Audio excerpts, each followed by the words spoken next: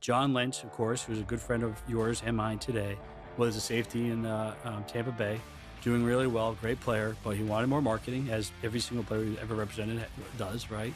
And so you set out to get him some marketing deals, and the one deal that you got you a full-time offer at Athletes First, and it's the reason we're here today. But tell that story, because it's unbelievable.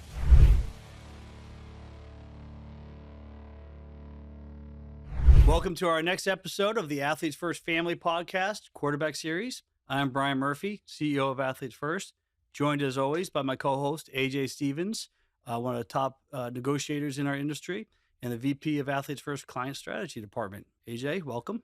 Thanks, Murph. On this podcast, we discuss Athletes First success in representing NFL quarterbacks. We tell some of the stories that has brought us that success. And for our new listeners, Athletes First currently represents $1.4 billion of active NFL contracts for quarterbacks. And today we have one of those agents that did one of the monster deals for the Miami Dolphins quarterback, Tua, and Ryan Williams. Welcome. Thank you. Thanks for having me. Welcome, Ryan. Ryan is one of my closest friends and equity partner at Athletes First. We've been together about 24 years. And today's episode, we're going to hear an unbelievable great story. We're going to hear the story of how Ryan went from being a student manager at UCLA to his current position as one of the top agents in the NFL and the only super agent in the NFL who also has reached the pinnacle of client marketing in terms of endorsements and that type of revenue generation. So it's going to be a great story. It is a great story. You ready to go? I'm ready. Let's do it. Awesome. Well, let's start at the beginning. We met first when you were a student at UCLA, a student manager. Why don't you jump into that? Yeah. So, I like to tell people that I got my start in this industry washing jock straps, which is actually what I did. When I was a student at UCLA, I was just looking for something more through my college experience. And there was an opening to work in the equipment room. And I felt like coming out of high school where I played football and baseball and was involved in a lot of things, it would be a cool experience. And so I was an equipment manager. That involved me washing clothes, putting towels in lockers, handling the gear for all the players, being at practice, and really just being involved with the team. And so while I was there, I became close friends with our running back, Deshaun Foster, who went on to have a pretty successful NFL career. And when he signed with Athletes First, the company had just been started, and I asked him to get me an internship, and he did. Sounds like the perfect preparation to be a sports agent, to washing all the jock straps and whatnot. But so what year was that? That was 2002. So 2002, April of 2002. Deshaun had just gotten drafted, and I had the best, I think the easiest interview known to man. I went to his draft party, and I saw Murph, and Murph said, you're Ryan Williams. Deshaun told me that we should consider you for an internship. I said, yeah. And he said, I hear you're a bartender. I said, I am. He said, you're hired. So our internship process has gotten a lot more technical since that point, but I'm very grateful that I only had to answer one question correctly, and the answer was yes or no. There's more questions, but you got that one right, so we just stopped there. So tell us a little bit about your internship and what you did that summer. Yeah, so we had an incredible internship class. Myself, Cameron Hahn, who is currently at Athletes First, had an unbelievable career as an agent. Sean Kiernan, who represents coaches, GMs, and some players, he was in that internship class, and the three of us are here at Athletes First 20 some years later.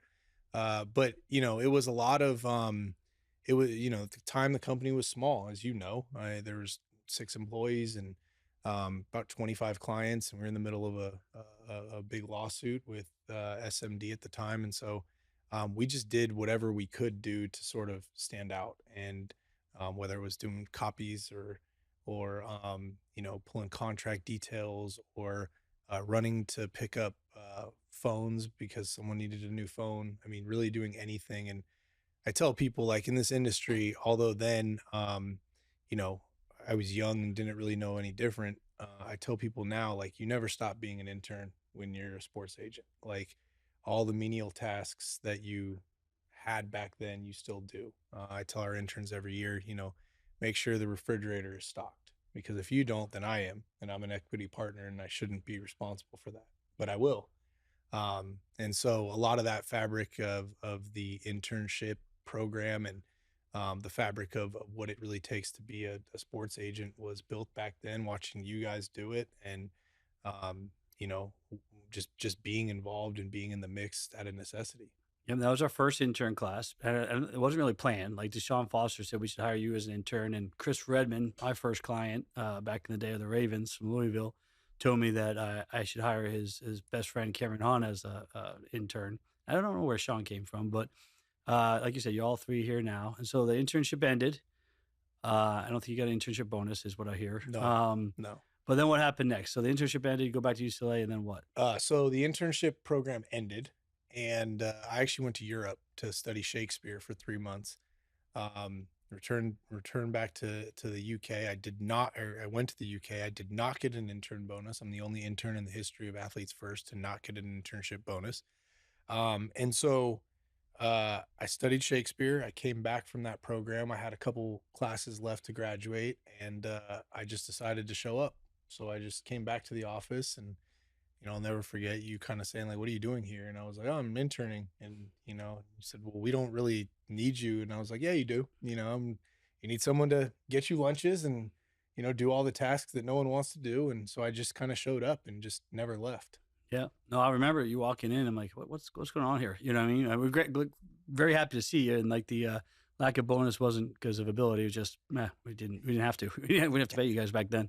But then I remember sitting down with you and saying, listen, right, like you're awesome. You're part of Athletes First family. Like you said, we only had 6 or 7 employees, and we do like need some help in the marketing world. We have no marketing associates, and we have some clients, including the starting safety for Tampa Bay at the time, who would like to have some more marketing. So I'll tell you what, if you work for free and do marketing deals, I'll give you a piece of every commission you bring in. And you must have thought that was a good deal because you started to work right away.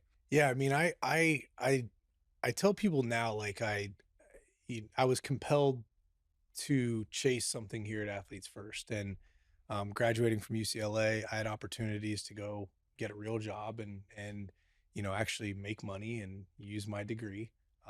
But I chose instead to chase this dream and to pursue sort of the vision that you guys had, and try to help build what you guys set out to build when you started Athletes First. And so I was living in San Diego, sleeping on my parents' couch, driving up here an hour each way, making no money. Driving a 1995 Ford Explorer. My mom was a waitress, my dad was a fisherman, so I didn't really have like a safety net. And so but I just felt like if I were to keep going, I'd either figure it out, or I'd figure out that this was never going to work and I could always find a job. And I used to tell people back then, like, if I graduated from UCLA with a UCLA degree and spend a year of my life postgraduate just trying to make this dream come true, and it doesn't work, I better be smart enough to figure out how to get myself a job, um, and so that's what I did. And I didn't really know what I was doing from a marketing standpoint. You have to understand back then the level of sophistication of the internet and the resources available to us weren't as um, accessible as they are now. And so I literally was just trying to figure it out. And you guys, and I'll never forget, and Carson Palmer signed with us that year.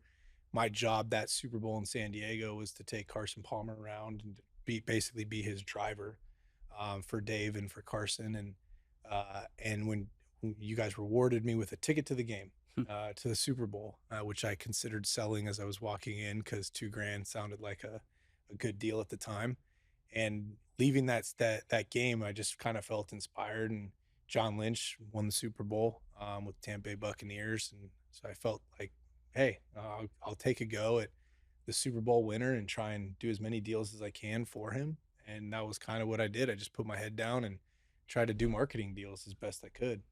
Real quick before I jump in, because you did one marketing deal you did in particular for John Lynch is like a legendary story. Like you can't even make it up. But One thing you mentioned a couple times was that this was a dream job for you, and back in the day, sports agents weren't as prevalent. They, a lot of people didn't really think it was a career or whatnot. But like, was this your dream job? Was it being a sports agent? Yeah, so when I was in high school, my junior year of high school, Jerry Maguire came out, and I had a VHS tape of it, and I would watch it every single night before I'd go to bed.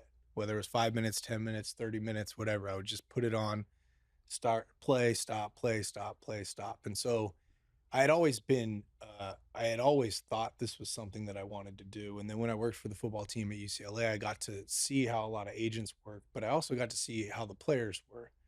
And I felt like as an equipment manager, I was always someone of service. I was someone who was helping them be great at their sport. And I was always there, whatever they needed, if they needed a ride somewhere, if they needed whatever they needed, I made myself available to them. And I looked at the sports agent profession as an extension of that. Yeah. And and these guys were like my friends. They were like my buddies. And the coolest part about it was the athletes didn't treat me as less than when I was an equipment manager. They treated me as like one of the guys. And I think it's important. I think that speaks a lot to the locker room culture, the misconceptions sometimes that people have. Obviously, you're going to have some players that have egos or what have you, but for the most part, the locker room is such an interesting place where so many people from so many different walks of life are coming together for one common goal. Different socioeconomic upbringings, different races, different religions, different everything, and you're all working together to achieve one goal. And so, when I left UCLA, it was like I was going to try to hitch my wagon to a sports agent star somewhere. And it just so happened that through that internship, the foundation of Athletes First was rooted in the name, the Athletes First, which is what we learned in the equipment room. The athletes always come first. And, I just felt like it was sort of like it's either going to be this or it's going to be nothing. It's going to Yeah. be this or I'm going to go to law school and just be a lawyer and Yeah. so be it. I think one of the great things of having our relations we do with our clients, the athletes, is earning their trust and showing them that they can trust us in a world that they don't trust a lot of people. And a lot of people just want from them, and our job is to give to them. And so, speaking of Jerry Maguire, like that was a great story, fictional. But your story you're about to tell is real and is crazy. So you're interning for Athletes First. Maybe you're doing a good job, but John Lynch, of course, who's a good friend of yours and mine today, was a safety in Tampa Bay, doing really well, great player, but he wanted more marketing, as every single player who's ever represented does, right? Um, and so you set out to get him some marketing deals, and the one deal that you got you a full time offer at Athletes First, and it's the reason we're here today. But tell that story because it's unbelievable. Yeah, so I didn't really know much, and at the time, the Campbell's Chunky Soup commercials were the most famous commercials, players and their moms, and so John won the Super Bowl, and I just kind of put it in my head like, hey, he deserves that commercial. If I'm going to take a swing, let's take a big one. And again, I mentioned the sophistication of the resources wasn't what it is today, so it wasn't so easy to just go online and find out who the director of marketing at Campbell's Chunky Soup was, or who the ad agency was. And so, I had to do a lot of, frankly, like a lot of like idiotic investigation to try to like figure out how to get to the right person to hopefully be able to pitch John and his mom in a way that might register. And so, I had made 37 cold calls to various people throughout Campbell's Chunky Soup. Um, People in like the warehouse probably got a phone call, a message from me, and nothing was working. And so I then thought to myself, if I can find out the ad agency that produces the spot, maybe I can go that route. And so I learned that Y&R, Young and Rubicam, had the business, and so I called the receptionist and I just said frankly, like, hey, can you put me in touch with the person that's in charge of this commercial? And she was like, I can't give you that information. And so she hung up, and I hung up, and I felt like, okay, well, that was rude. And so I was like, but I didn't even get like that person's there. Like they exist behind that curtain. Like I have to try to get to that person. And so I called back and I faked in a British accent coming off my Shakespeare studies. And I basically said that I needed to give creative director credit to the person that created the spot for a class. And so the person on the phone said, oh yeah, it's Eric Glickman. And I was like, okay. I hung up and I called back and in a very strong voice, I said, Eric Glickman, please. And she put me right through. And so, and now this happened over the course of probably like 3 hours. Like I timed it differently. So I tried to let the dust settle a little bit. And Eric Glickman answered the phone. And, I'll never forget. I went into just a full send pitch, like just, yeah, I took out a water hose and was trying to make him drink from it or fire hose. And he screamed at me and like kind of yelled at me and was like, how'd you get my name? How do you know me? You can't call me. You can't talk to me. And then he like hung up on me. And I was like, "Oh, that sucked," And so I felt like I was there. I was like there, and I drove home to San Diego that night, and I thought to myself, like, he didn't even really listen. Like, he didn't get. I didn't really hammer it home.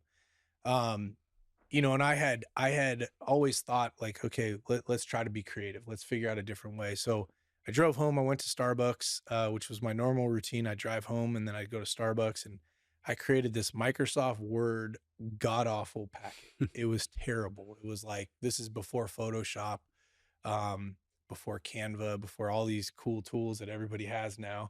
The title of it was More Than Just a Safety, which is terrible in and of itself. But I put this thing together and I came to the office the next day. I printed it out, I bound it, and I FedEx overnighted it to Eric Glickman. And I didn't tell you guys because I was so afraid of like you guys seeing me come close and then failing and being like, oh, he's just a failure. Like I'd rather you just not even know.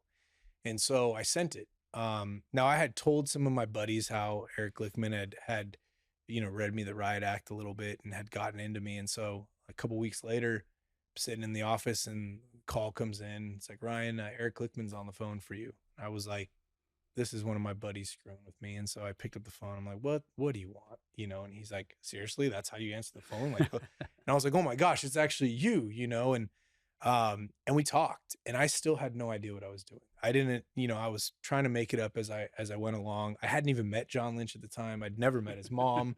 So he's asking me questions about them. I'm like, yeah, they're best friends. Like, I'm like, please, I hope they're best friends. And the call went well. It was a good call, but again, I still didn't want to declare my failure. So I didn't say anything within the office. I just kind of kept it to myself. And then, Eric Glickman said, you might be hearing from Jacqueline Picarello and Campbell's Chunky Soup. And a week later she called and we talked, and similar situation where I was trying to negotiate this thing in a vacuum, having never really negotiated a big deal in my life. And I'll never forget, she was like, this is the deal and we're going to do most favored nations. And I was like, oh no, we need 50,000 more or whatever it was. She's like, did you not hear it's most favored nations? And we already have Michael Strahan and Donovan McNabb. And I was like, no, we need $50,000 more. She's like, most favored nations. I'm like, in my head, I'm like, I have no fucking clue what most favored nations is. Like, I'm like, okay. Yeah, $50,000 more. And so lo and behold, she ended up moving and then everybody got moved up to wherever we were. And that was the start. That was, and then I came in I'll never forget. I came into the office and I had the contract and I was like, would John Lynch do a Campbell's Chunky Soup deal? And you guys were like, yeah, like kind of like snicker, like, yeah, of course you would. Like, and I was like, well, here it is. And I was like, wait, is this real? How'd this happen? And one of the crazy parts of the story is there was a seasoned marketing agent. This like goes to speak to how terrible our industry is. There was a seasoned marketing agent who was trying to get hired by Athletes First or trying to basically make his name known at Athletes First. And a few weeks after this had happened, he tried to take credit for the deal.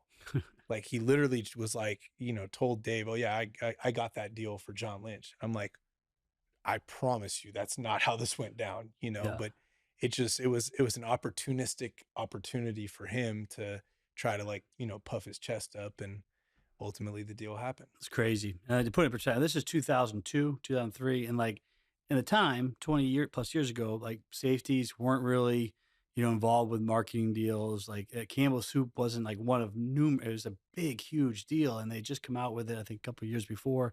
And like you said, the other people were involved were like stars. And John Lynch was a great player, Hall of Fame player. But at the time, like he was a safety at Tampa Bay, just won the Super Bowl. So that was a little bit helpful. But this was the biggest marketing deal we had done, other than like probably Carson Palmer's, memorabilia or trading card deals. And and you did it with zero training, zero legal background, which you don't need except for favorite nations clause, a little bit helpful, right? And it was just is mind blowing, and never it never should have been done, right? I mean, and most people would have given up after the first call, the first yelling. When you talked to him, the long conversation, and he said, "Well, you might hear from someone else." Did he know you had called him earlier? He put two and two together. Yeah, he acknowledged it later. And the funniest thing is we ended up doing that same commercial 10 years later with Clay Matthews, and Eric Lickman was again on set. He was the creative director behind it. But he like alluded to it, like he had known. But you have to think like a lot of times you have to think a lot of times like for that guy in his position, like it's not that big of a deal to him, right? Like Right. it's like his day to day, So it was massive to me and massive to you, Oh, massive to huge. us, but for him that was just his day to day. Like that was just what it was. Yeah. Okay. Great. So then we're going to get in. Obviously, we're going to get to your unbelievable work as an agent, certified agent, all the massive deals you've negotiated. But what makes you different than every other agent, I would say that in the history of our industry, is not only you are a super agent in terms of contracts, but you built Athletes First entire marketing department. I would say no one in the industry has as much marketing and endorsement expertise as you do, let alone any certified agents, right? And so and you kind of talked about one unique deal you've done that never should have been done, unprecedented. But over the next 10, 15 years, you literally built up our marketing department to where it is today, which is the largest in the industry. And you've done some pretty creative deals. You want to talk about a couple of those? Yeah, I mean, and all of this starts with like, first of all, the belief of the people at Athletes First to like they trusted me, right? You guys trusted me, and I often tell people that like one of the beautiful things of Athletes First is that like um you and Dave have always empowered the youth to go be great. Like it hasn't been, hey, let me take credit for the work that you did. It was never that. It was you have an idea, you want to pursue it, like, okay, what resources do you need? What help do you need to go make it come to fruition? And back then, we were 6 employees with 25 clients, and there was a dream and a vision, and we were all working hard, wearing a lot of different hats. And so, every time I've had a creative idea, it's been met with optimism instead of doubt. And I think that's a very important lesson in this industry because you can look at things very linearly. And if you look at things very linearly, your representation of your clients is going to be very linear.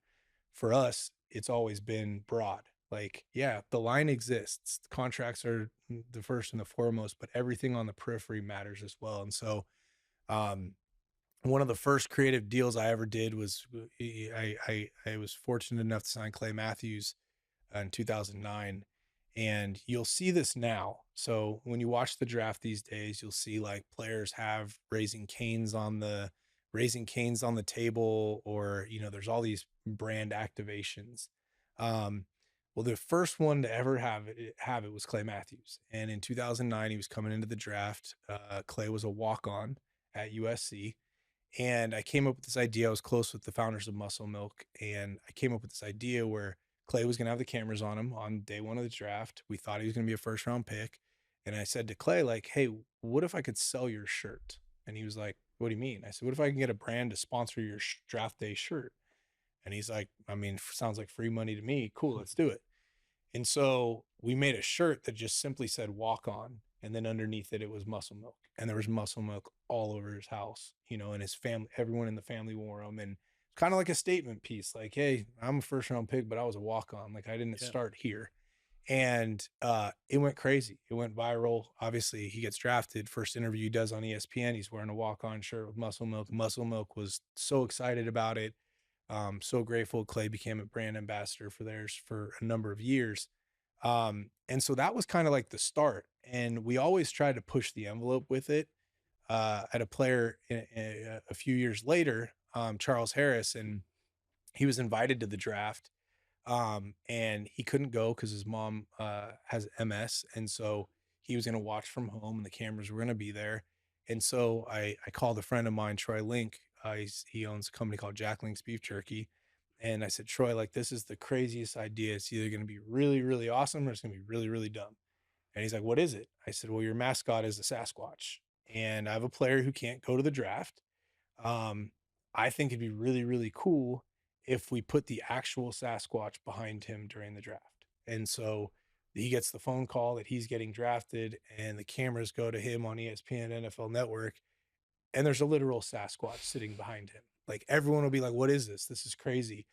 And Charles wore a Jack Link's beef jerky like T-shirt to like kind of put it out there. And so sure enough, it did. And it went viral. The next day on Sports Center, Darren Ravel did a whole piece on it, another 2.5 minute segment on this draft day, ambushing the draft and sort of, taking it to a new level. And it was fun. The next year, the NFL like sent out a thing saying like if players did this, then they wouldn't cut the cameras to them. And they kind of like Yeah. tried to like shut us down. In the 2020 draft with Tua, I'll never forget, they sent out this big memo. It was the Zoom draft. And so they sent out this big memo, like if players intend on ambushing, we're not going to cut to you, what have you. And so we, one of the other people in the office was like, hey, Hulu wants to do something on draft day, like an ambush activation. And like, but this memo says players can't do anything. And I was like, their parents can. And so too, his mom and dad wore a Hulu like shirt on draft day, and they got paid. And so I've always just tried to think about things a little bit differently. Like think about, oh, this would be funny if we could actually pull this off. And we've pulled it off. But again, it goes back to the support. Like these are ideas that like some places would say, no, you can't do that. Like that's not how it should go. And thankfully at Athletes First, it's like, no, we want to encourage that way of thinking. And it's now that we have 25 salespeople, and they're far more creative than I ever was. Like we're doing deals like this all the time. And it becomes part of the foundation of the company. How creative can you get? Let's think about something else that's cool. Let's think about something that's fun. And the brands love it. Yeah. No, and I think we have a great sales team now, a great creative team, but it helps athletes first to be able to point back to those instances where you disrupted the industry and you did something that's never been done before, right? And then that's our standard. Like, dude, we don't want to do what other people are doing. We want to disrupt everything and be trailblazers. And you also have to be willing to fail, right? And we're not going to do a podcast on all the creative ideas that we failed on, right? But it's they're there. We didn't be at 100%, but that's okay because as long as you're putting the athletes first and you're trying to do, really push the envelope and do great things, sometimes you're going to swing and miss, but that's fine too. You mentioned Tua, and I think it's important to move to your experience as an agent because, again, despite building up the top marketing industry in the agency in the department in the industry, and also launching this great concept, which you talk about in another podcast called Goat Farm, along with Scotty, you've been an agent. You've been a top agent. So, AJ, why don't you give us some of the highlights of his agent career? Yeah. So, I mean, we're going to talk about obviously Ryan getting his foot in the door from an internship level. You build up this marketing department. You do a great job of that. You're one of the best marketing agents in the industry. And then you must have had an itch to scratch on becoming a certified agent. So what year did you become an agent, take the exam and go through that? Yeah. So, you hit the nail on the head. There was an itch there. Prior in 2013 or 2012, somewhere around there, the NFLPA changed the regulations where you had to be certified individually in order to represent players. Previous to that, it was sort of like an umbrella. So I could work as an agent underneath Dave Dunn's certification. And so I became an official agent in 2013, but previous to the rule change, we'd all sort of been working as agents under Dave's umbrella. Got it. So under Dave's umbrella is when you have your first round pick. Yeah. 2008, you have your first round pick, Keith Rivers. He goes 9th overall. You follow that up a few years later, and you get your first record-breaking contract that you negotiate. So 2013, what you say is your first year that you were a certified agent, operating on your own. You have Clay Matthews negotiate the largest linebacker contract in NFL history. He also became the highest paid defensive player in Packers history. Obviously, a legendary organization there. 2016, a couple years later, you again reset a market with Josh Norman. I'm sure there's a good story behind that one, as he was let walk from the Carolina Panthers, goes to Washington, signs the biggest deal for a cornerback in NFL history. To me, the biggest part about that deal is that he was the highest paid cornerback from 2016 all the way until 2019. That's something that you just don't see very often anymore because it's always just the next player up. is going to reset that market. So the fact that you were able to forecast that market and really set the standard for multiple years, I think was a huge accomplishment. And then 2 years later, you get another Matthews.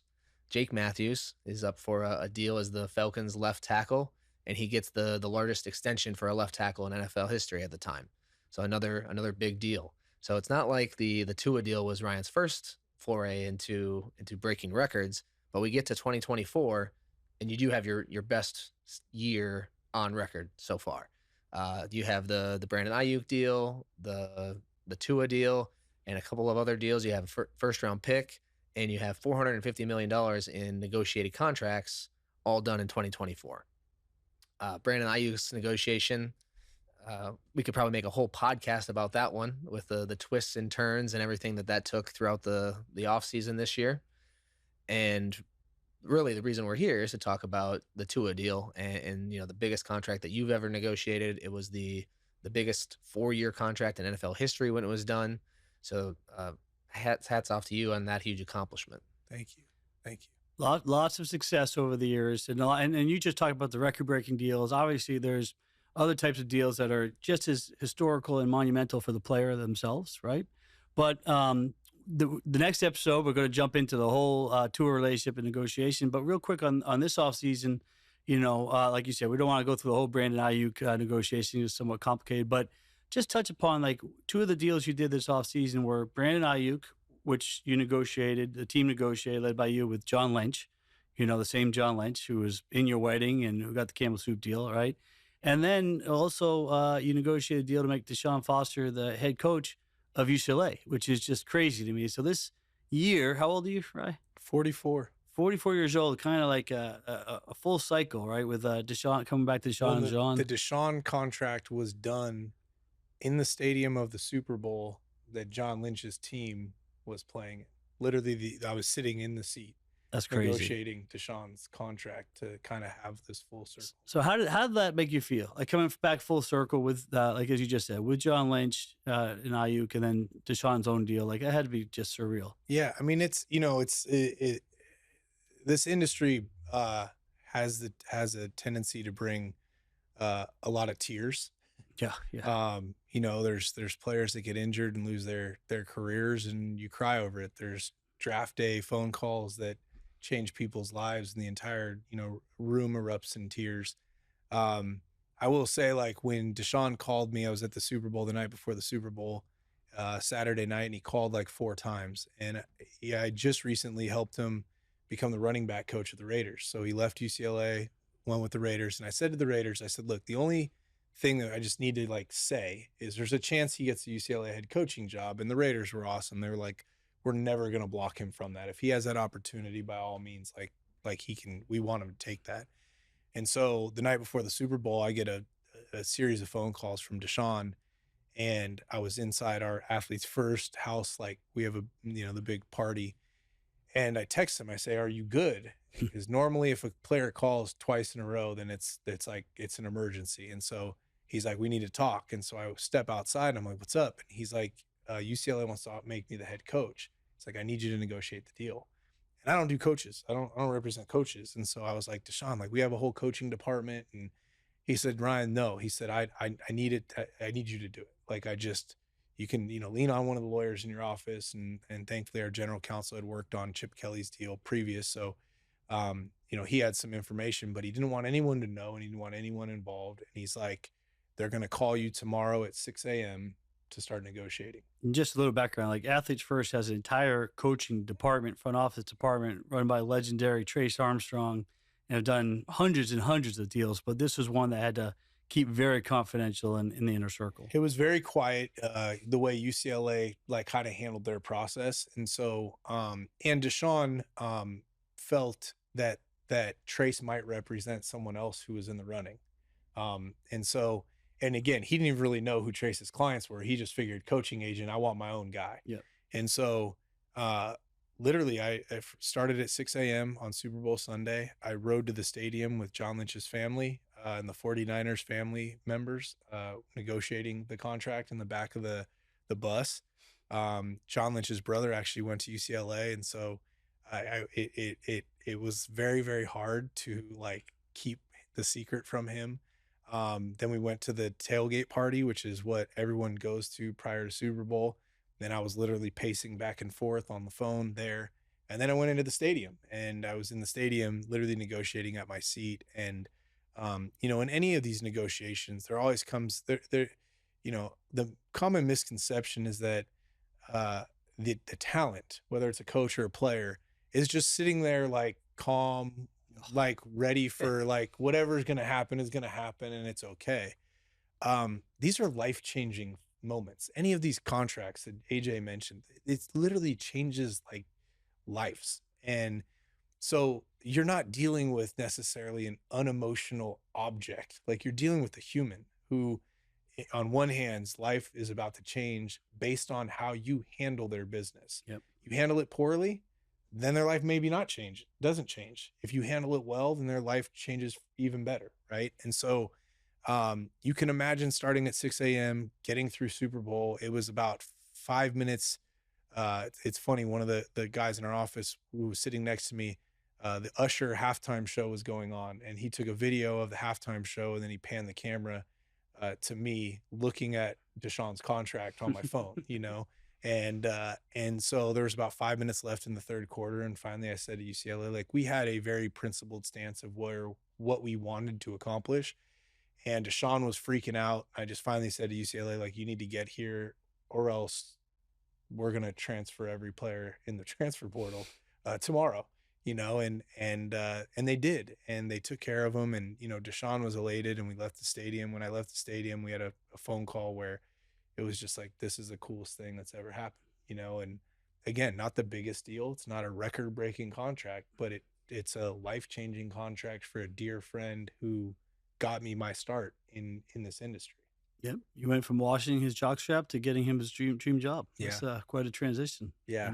Yeah. So like I said, in the next episode, we're going to go through the whole Tua story, which is amazing. But I think one reason that we want to do this podcast, the Athletes First Family Podcast, is we want to share some of the lessons that we've learned over the last 25 years. A lot of people want to become sports agents, want to get in our industry. Maybe they are our industry and they're trying to get to a new level. But I think it's a good way to kind of close the podcast just by talking about what we learned from your story. And, I can go first that, like, listening to your story, and I lived it with you, but it's just fascinating here again from your perspective.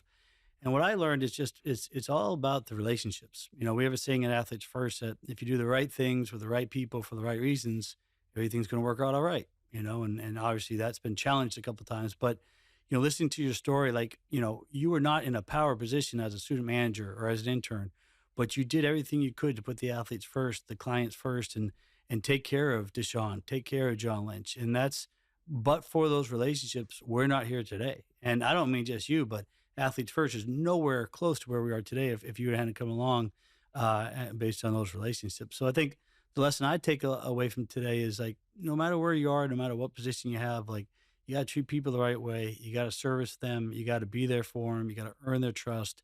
And if you just do the right things for the right people, the right reasons, like, you're going to be fine. And people are going to take care of you in ways that you don't expect. And so it's not, you don't treat people that way so you get something back. You treat people that way because that's the way to treat them. And then, karma, the universe, whatever it is going to provide for you. So, shoot, our relationship means the world to me, to my family. Listen to your story and kind of reliving it with you is, like, very emotional. You talk about happy tears, sad tears, but I'm so grateful for you and everything you've done for Athletes First and my family. And I'm very grateful for our relationship. So thank you for that and for today. And that's my lesson. AJ, did you learn anything? Yeah, I'm gonna take his takeaway a step further and say, the relationship was great. It was the foundation. It's what cracked the door open for you to get into the industry by the sound of it. But really, what kept you in the industry and what made you a star in the industry is that when the door was cracked open, you made sure that Murph was unable to close it and literally unable to lock you out as an unpaid intern. You went above and beyond with fake accents and whatever it took to land a Campbell soup deal for a client that, you weren't necessarily working for him. You were working to try and get yourself a job, and everything that you did with the hard work and sacrifices and not getting your year-end bonus was what led to you becoming and being able to grow in this industry and become the star that you are in the industry. So that's what I would say my takeaway was. Internship bonus. It wasn't a year-end bonus. Oh, You an get- internship and internship bonus. bonus, which I don't know if I anyone never else got did. one of those in my life either. Yeah, no, it didn't happen. Well, I mean, I appreciate that. And, I think this industry is very unique. There's nothing like it. And we balance this, we teeter on this relationship with all of our clients between friend, therapist, financial consultant, lawyer. I mean, we wear a lot of hats with each individual client. And so, um, the biggest thing that I think that I can say about, being here at Athletes First is that we live the mantra. I mean, we do. We always put the athletes first. And there have been times on our journey, everyone looks at us now, we're the largest football agency on the planet. We've done over $1.5 billion worth of deals this year, and, this, that, and the other. But we didn't always start that way. And I tell people, like, you watch a player get drafted on draft day and they get drafted in the first round. And again, the misconception is they just woke up that morning and a team called their name and there was no work that went into it. They don't see, the early morning hours and the blood and the sweat and the tears and the pain and all the things that they go through in order to earn that moment. And the same is true about Athletes First. Like right now, like, yes, we have reached unparalleled levels of success. We have so much to offer our clients that other people fathom or can't even fathom. I say we're the agency that, the conglomerates want to buy and the small agencies want to be. But it didn't happen overnight. And it came through being principled to the belief that if you put the athletes first, everything's going to be okay. And I mean, there was times I just mentioned this to Drew Bledsoe the other day, like when I wasn't making much money and I did $100,000 Pepsi deal for him, and he just said no because he just didn't like Pepsi, like or whatever. Like he was just like, no, I'm good. And to me, like that commission would have meant so much, but I never even thought twice about it because he was the client and he was the athlete, and he comes first, and whatever his reason is good enough for me. And so there are times where we have to try to advise our clients as best as possible, but they're the captains of their ship. And we've built this business by truly putting the athletes first. And, I think that it's the reason why our employees don't leave. It's the reason why we are so loyal to each other. We're loyal to the clients that we represent. And 10 years after, John Lynch, played in the NFL, we're still great friends. Yeah. Clay Matthews hasn't played in 5 years. And I can tell you the two of his kids were sick last week because we talk and we're friends, and so it means something, and if you don't get them the results, then that none of that other stuff really matters. And we've been fortunate that we've been able to do that as well. Yep. I say RIP Max, but yeah, no, I think the other part of the message that, and the other reason I want to do this podcast with everybody is to send a message that, like, hey, like you said, your dad was a fisherman, your mom was a waitress. I grew up in Boston, no contact. I couldn't play sports. I had no contact with sports or whatnot. But you don't need anything to become a sports agent. You just need to, like you said, value the relationships. Once you get through the door, crush it, and then stick to your philosophies, and you'll be okay. Like people can get to where we are. You just have to put the work in. And you can't be afraid to ask for help. I mean, that's the other part of it that I think is, again, makes us different, is that all of our agents we're all friends, and no one has an ego. Like it's funny, like, Dave Mulugeta, who I'm sure will be on this podcast, who's the best agent in the game. If I called him and said, I need you to be at a meeting with me tomorrow, he'd be like, all right, I got you, and anyone in our office would. Yep. Like we all row the boat together, and we're just so far ahead of our competition because of it. Better together. That's another philosophy. I was supposed to introduce that on this podcast, but better together philosophy. So Ryan, thank you for your time. We're going to come back in the next episode and do the whole Tua story, which is even more amazing than this story. And, Tua and his whole family, just great parts of the Athletes First family. So thank you for being here. We look forward to the next episode and hearing more of your story. Awesome. Appreciate it. Thank AJ, you. thank you.